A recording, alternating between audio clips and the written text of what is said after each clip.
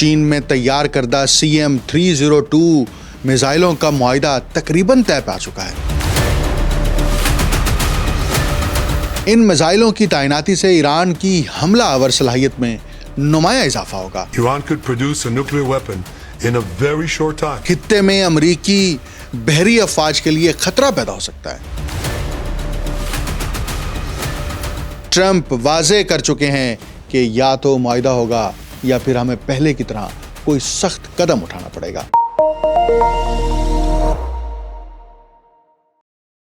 آپ دیکھ رہے ہیں انٹولڈ سٹوری ود ڈاکٹر اکمل سومرو۔ عالمی میڈیا میں امریکہ کی نیندیں اڑانے والی خبر زیر گردش ہے، جس کے مطابق ایران چین کے ساتھ بحری جہازوں کو نشانہ بنانے والے کروز میزائل خریدنے کے ایک معاہدے کے قریب پہنچ چکا ہے۔ یہ پیش رفت ایسے وقت میں ہو رہی ہے جب امریکہ ممکنہ حملوں کی تیاری کے تحت ایران کے ساحل کے قریب بڑی بحری قوت تعینات کر رہا ہے۔ چین میں تیار کردہ CM-302 میزائلوں کا معاہدہ تقریباً طے پا چکا ہے، تاہم ان کی فراہمی کی تاریخ ابھی مقرر نہیں ہوئی۔ یہ سپر سونک میزائل تقریباً 290 کلومیٹر تک مارک کرنے کی صلاحیت رکھتے ہیں اور انہیں اس طرح ڈیزائن کیا گیا ہے کہ یہ سطح سمندر کے قریب تیز رفتاری سے پرواز کرتے ہوئے بحری جہازوں کے دفاعی نظام کو چکمہ دے سکیں۔ اسلحہ کے ماہرین کے مطابق ان میزائلوں کی تعیناتی سے ایران کی حملہ آور صلاحیت میں نمایاں اضافہ ہوگا اور خطے میں امریکی بحری افواج کے لیے خطرہ پیدا ہو سکتا ہے۔ ان میزائل سسٹمز کی خریداری کے لیے چین کے ساتھ مذاکرات کم از کم 2 سال قبل شروع ہوئے تھے، لیکن گزشتہ برس جون میں اسرائیل اور ایران کے درمیان 12 روزہ جنگ کے بعد ان میں تیزی آ گئی۔ ان مذاکرات سے آگاہ 6 افراد میں 3 ایرانی حکام شامل ہیں جنہیں حکومت نے بریفنگ دی، جبکہ 3 سیکیورٹی اہلکار بھی شامل ہیں۔ یہ تفصیلی خبر لندن سے ڈان نیوز کے نمائندے نے بھی شائع کی ہے، جبکہ اس کے علاوہ بین الاقوامی میڈیا نے بھی یہی خبر اپنے اخبارات اور ویب سائٹ پر شائع کی ہے۔ انہی ذرائع کے مطابق جب گزشتہ سال میں مذاکرات آخری مراحل میں داخل ہوئے تو ایران کے اعلیٰ فوجی اور سرکاری حکام چین گئے، جن میں ایران کے نائب وزیر دفاع مسعود اورائی بھی شامل تھے۔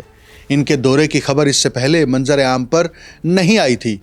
اسرائیلی انٹیلیجنس کے سابق افسر اور اسرائیل کے institute for national security studies کے سینئر محقق ڈینی سترینوچ نے کہا کہ اگر ایران کے پاس بحری جہازوں پر سپر سونک حملے کی صلاحیت آ گئی تو یہ مکمل طور پر کھیل بدل دینے والا اقدام ہوگا۔ ان کے بقول ایسے میزائلوں کو روکنا انتہائی مشکل ہوتا ہے۔ ایرانی وزارت خارجہ کے ایک عہدیدار نے بتایا ہے کہ ایران کے اپنے اتحادیوں کے ساتھ فوجی اور سیکیورٹی معاہدے موجود ہیں اور اب ان سے فائدہ اٹھانے کا بالکل موزوں وقت ہے۔ وائٹ ہاؤس کے ایک اہلکار نے بھی اس پر تبصرہ کیا ہے اور ان کے مطابق امریکی صدر ٹرمپ واضح کر چکے ہیں کہ یا تو معاہدہ ہوگا یا پھر ہمیں پہلے کی طرح کوئی سخت قدم اٹھانا پڑے گا۔ یہ بیان ایران کے ساتھ جاری کشیدگی کے تناظر میں ایک بار پھر جاری کیا گیا ہے۔ یہ میزائل چین کی جانب سے ایران کو منتقل کیے جانے والے جدید ترین فوجی ساز و سامان میں شامل ہوں گے اور اقوام متحدہ کی اس اسلحہ پابندی کی خلاف ورزی ہوں گے جو 2006 میں عائد کی گئی تھی۔ یاد رہے کہ امریکہ نے مختلف بین الاقوامی اداروں کے ذریعے سے ایران کے اوپر بے شمار پابندیاں عائد کر رکھی ہیں۔ ان پابندیوں میں ایک طرف دیگر ممالک کے ساتھ ایران کے آزادانہ تجارت کرنے کے اوپر پابندیاں ہیں، تو اسی طرح اسلحہ خریداری کے حوالے سے بھی ایران پر امریکہ نے پابندیاں عائد کر رکھی ہیں۔ یہ پابندیاں 2006 میں بھی لگائی گئیں اور یہ پابندیاں 2015 میں امریکہ اور اس کے اتحادیوں کے ساتھ جوہری معاہدے کے تحت معطل کر دی گئی تھیں، تاہم گزشتہ ستمبر میں دوبارہ نافذ کر دی گئیں۔ 2015 میں جب امریکہ نے اپنے اتحادیوں کے ساتھ مل کر ایران کے ساتھ جوہری معاہدہ کیا تھا تو اسلحہ کی خریداری کی یہ ساری پابندیاں معطل کر دی گئی تھیں، تاہم گزشتہ سال ستمبر میں انہی پابندیوں کو دوبارہ نافذ کر دیا گیا تھا کہ ایران ایسا کوئی اسلحہ نہیں خرید سکتا۔ یہ ممکنہ فروخت اس بات کو ظاہر کرے گی کہ خطے میں بڑھتی ہوئی کشیدگی کے دوران چین اور ایران کے درمیان فوجی تعلقات مزید مضبوط ہو رہے ہیں۔ اس سے امریکہ کی ایران کے میزائل پروگرام کو محدود کرنے اور اس کی جوہری سرگرمیوں کو روکنے کی کوششیں مزید پیچیدہ ہو جائیں گی۔ یہ اقدام اس بات کا بھی اشارہ ہوگا کہ چین ایک ایسے خطے میں جہاں طویل عرصے سے امریکی فوجی برتری قائم رہی ہے، اپنا کردار زیادہ مضبوط انداز میں پیش کرنے کو تیار ہے۔ چین، ایران اور روس ہر سال مشترکہ بحری مشقیں کرتے ہیں۔ گزشتہ سال امریکی محکمہ خزانہ نے کئی چینی اداروں پر پابندیاں عائد کیں اور الزام لگایا کہ انہوں نے ایران کی اسلامی انقلابی گارڈ کور کو بیلسٹک میزائل پروگرام کے لیے کیمیائی مواد فراہم کیا تھا۔ چین نے اس وقت ان الزامات کو مسترد کرتے ہوئے کہا کہ اسے ان معاملات کا علم نہیں اور وہ دوہرے استعمال والی مصنوعات کی برآمد پر سختی سے کنٹرول نافذ کرتا ہے۔ ستمبر 2025 میں بیجنگ میں فوجی پریڈ کے دوران ایرانی صدر مسعود کی میزبانی کرتے ہوئے چینی صدر شی جن پنگ نے کہا کہ چین ایران کی خود مختاری، علاقائی سالمیت اور قومی وقار کے تحفظ کی حمایت کرتا ہے۔ اسی برس 18 اکتوبر کو چین نے روس اور ایران کے ساتھ ایک مشترکہ خط میں کہا کہ پابندیاں دوبارہ نافذ کرنے کا فیصلہ غلط ہے۔ اب خطے کی یہ سیاست بتا رہی ہے کہ ایران کے اوپر امریکہ اور اس کے اتحادی ایک طرف دباؤ ڈال رہے ہیں تو دوسری طرف ایران نے یہ فیصلہ کیا ہے کہ وہ روس اور چین کے ساتھ کھڑا ہوگا، اور چین اور روس کی بھی خارجہ پالیسی یہی ہے کہ اس خطے کے اندر دیرپا امن کے لیے چین اور روس اپنے تجارتی مفادات کے تحفظ کے لیے ایران کو مکمل پروٹیکشن فراہم کریں گے۔ اب امریکہ کے اوپر ایک نیا دباؤ ہے کہ ایران کے اوپر اگر براہ راست حملہ کیا جاتا ہے تو روس اور چین ایک طرف معاہدات کے ذریعے سے ایران کو جدید اسلحہ فراہم کر رہے ہیں، تو دوسری طرف وہ چین اور روس دونوں مل کر ایران کو مکمل سپورٹ بھی کر رہے ہیں۔ اب یہ تناظر، اس کو سمجھنا اس دائرے میں بھی ضروری ہے کہ اگر امریکی فوج یہاں پر حملہ آور ہوتی ہے اور جوابی کارروائیوں میں وہ ایران کی فوج سے پسپا ہو جاتی ہے تو یہ ان کی بہت بڑی سبکی ہوگی، اور امریکہ کا جو گلوبل آرڈر ہے جس کی بنیاد وہ عسکری قوت اور طاقت ہے، اس کو ایک بہت بڑا دھچکا لگے گا۔ اس لیے میں نے کل بھی پروگرام میں یہ کہا تھا کہ امریکی جرنیل اسی وجہ سے ٹرمپ کے جنگی بیانیے کی مخالفت کر رہے ہیں۔ اسرائیلی ماہر ڈینی سیترونوچ نے یہ بیان بھی دیا ہے کہ چین ایران میں مغرب نواز حکومت نہیں دیکھنا چاہتا کیونکہ یہ اس کے مفادات کے خلاف ہوگا۔ ان کے بقول چین امید رکھتا ہے کہ موجودہ نظام برقرار رہے۔ امریکی صدر ٹرمپ نے 19 فروری کو دھمکی دی تھی اور کہا تھا کہ ایران کے پاس صرف 10 دن باقی ہیں اور وہ انہیں 10 دن کی مہلت دے رہے ہیں۔ اگر وہ معاہدہ کرنے کے لیے تیار نہیں ہوتے تو پھر نتائج بھگتنے کے لیے تیار رہیں، یعنی فوجی کارروائی کی جا سکتی ہے۔ Stock home international peace research institute کے سینئر محقق ہیں پیٹر ویزمن، ان کے مطابق یہ جو میزائل ٹیکنالوجی ایران کو چین کی طرف سے حاصل ہونے جا رہی ہے، CM-302 کی خریداری، یہ گزشتہ سال کی جنگ کے بعد کمزور پڑنے والے ایرانی اسلحہ ذخیرے میں ایک نمایاں اضافہ ہوگا۔ چین کی سرکاری company China aerospace science and industry corporation CM-302 کو دنیا کا بہترین بحری جہاز شکن میزائل قرار دیتی ہے، جو طیارہ بردار جہاز یا تباہ کن جنگی جہاز کو ڈبونے کی صلاحیت رکھتا ہے۔ اس نظام کو بحری جہازوں، طیاروں یا متحرک زمینی گاڑیوں پر نصب کیا جا سکتا ہے اور یہ زمینی اہداف کو بھی نشانہ بنا سکتا ہے۔ ایران زمین سے فضا میں مار کرنے والے میزائل نظام، مین پیڈز، اینٹی بیلسٹک ہتھیاروں اور سیٹلائٹ شکن ہتھیاروں کے اصول پر بھی چین کے ساتھ مسلسل بات چیت کر رہا ہے۔ 1980 کی دہائی میں چین ایران کو اسلحہ فراہم کرنے والا بڑا ملک تھا، لیکن 1990 کی دہائی کے آخر تک بین الاقوامی دباؤ کے باعث بڑے پیمانے پر اسلحے کی فراہمی کم ہو گئی۔ حالیہ برسوں میں امریکی حکام نے چینی کمپنیز پر ایران کو میزائل سے متعلق مواد فراہم کرنے کا الزام لگایا تھا، تاہم مکمل میزائل سسٹم فراہم کرنے کا عوامی طور پر الزام نہیں لگایا گیا۔ یہ تو ہو گیا چین اور ایران کے درمیان ہونے والے حالیہ پیش رفت سے متعلق ایک بڑا بریف سا تجزیہ، لیکن اب میں ایک اور پہلو پر ضرور بات کروں گا جو ایران کے جوہری پروگرام سے متعلق ہے۔ اس جوہری پروگرام سے متعلق اسرائیل اور امریکہ گزشتہ 40 سالوں سے کیا کہہ رہے ہیں، اس میں صرف ایک بیانیہ، ایک نیریٹو کامن ہے، یعنی ایران ایٹم بم سے صرف چند قدم دور ہے۔ یہ ایک طویل المدت بیانیہ ہے، نتن یاہو گزشتہ 4 دہائیوں سے بارہا یہ موقف دہراتے رہے ہیں کہ ایران ایٹمی ہتھیار بنانے کے قریب ہے یا بنا چکا ہے۔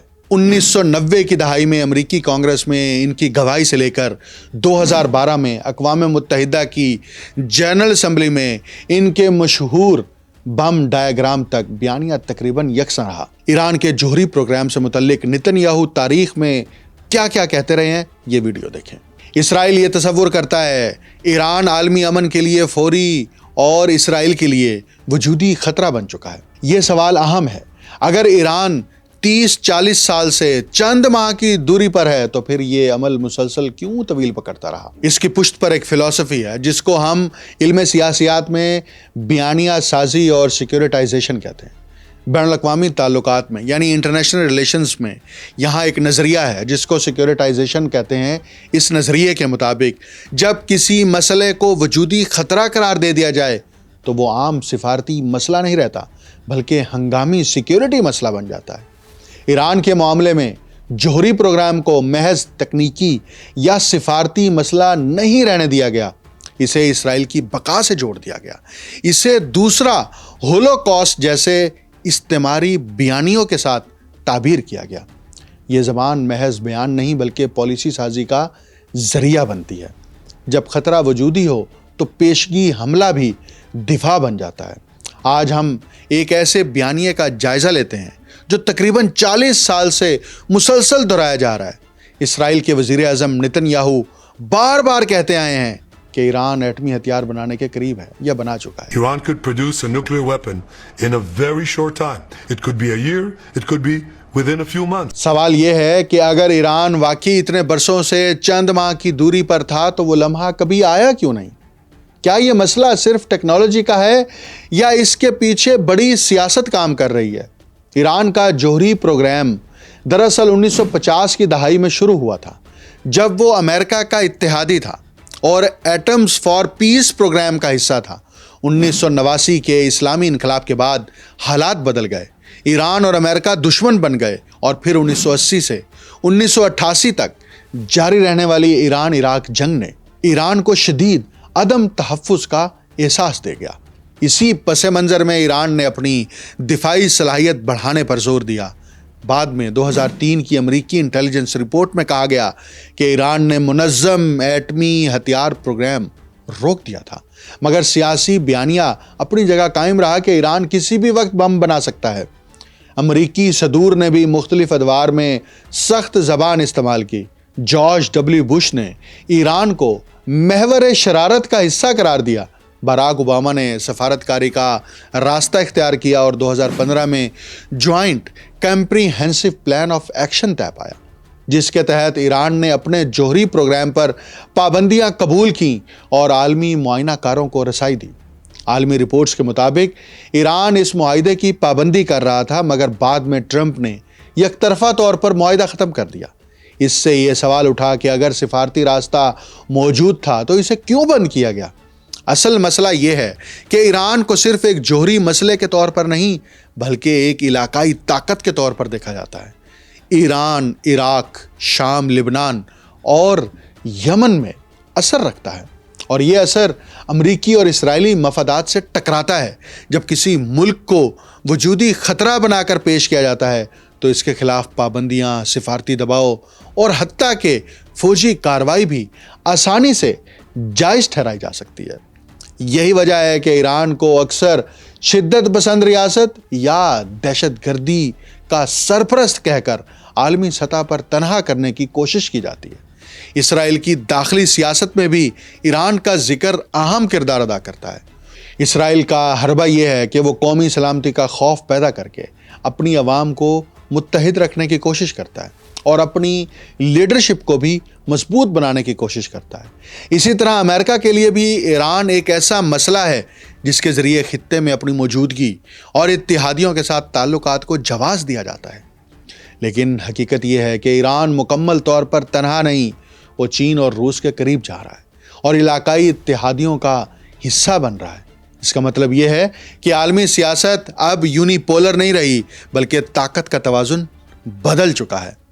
اب آخر میں صرف ایک اہم سوال اٹھاؤں گا کہ کیا مسلسل دباؤ ایران کو ایٹمی ہتھیار بنانے کی طرف دھکیل سکتا ہے؟ تاریخ بتاتی ہے کہ جب کسی ملک کو مسلسل خطرہ محسوس ہو تو وہ اپنی بقا کے لیے سخت فیصلے کر سکتا ہے۔